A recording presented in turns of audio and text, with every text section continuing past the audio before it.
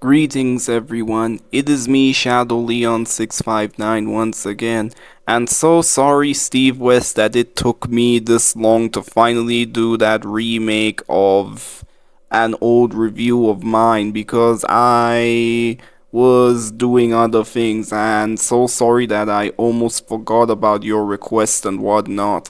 So anyway, he asked me if I could do a re-review of Behind Enemy Lines for obvious reasons, as I showed you all his Instagram and Facebook names, and I won't be showing that to you and everything.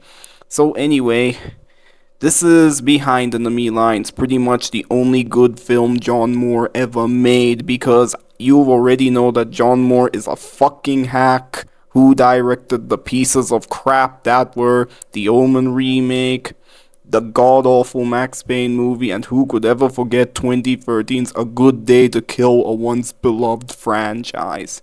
But anyway, let us talk about what is pretty much the only good film he's directed behind Code Behind Enemy Lines. As mentioned before, the plot is about, should I say, a fighter jet pilot who is sent on a mission to take photos of a mass gravesite in war-torn Bosnia. After his plane gets shot down and is on the run from, should I say, the Serbian militia, it is now up to his commanding officer to do everything he can in order to save, should I say, the pilot and whatnot.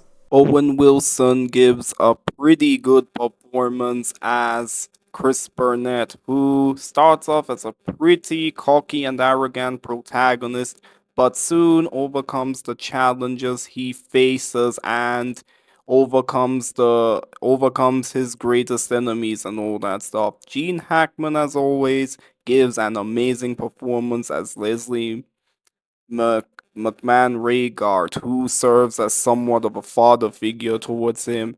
And of course, should I say, Vladimir Mashkov's Mashkov Sasha Avainik is a pretty cold-blooded and vicious sniper who won't rest until Burnett is defeated.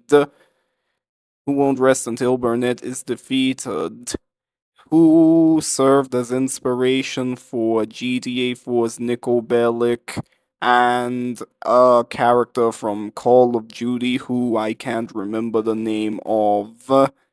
The Croatian actors actually do give solid performances as the villainous Serbian militia and whatnot. So I begin to question that John Moore had a lot of passion working on this movie, and the behind the scenes shows how much fun he had making it, and the cast and crew saying that they had a wonderful time making this film. So where the hell did that passion go for his later movies?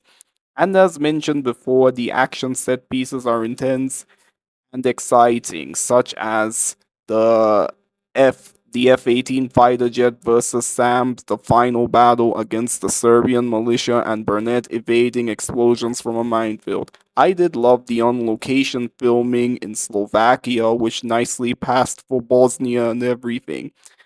Jim and John Thomas's screenplay, yes, the same duo behind the first two Predator movies. Screenplay reminds me of those movies and whatnot, and I love how well written it is.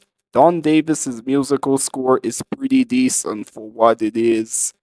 And I did love the film's chaotic and often fast paced editing.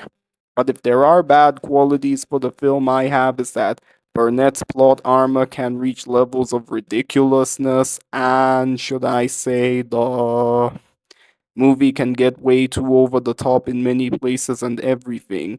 Overall, it may not be one of the greatest war movies ever made, nor is it one of the worst, and it's a pretty decent time waster for what it is, and therefore, I am going to give Behind Enemy Lines a 7 out of 10. So what do you guys think of this movie? Let me know down in the comment section below, and thanks for watching as always. Don't forget to subscribe if you want to see more.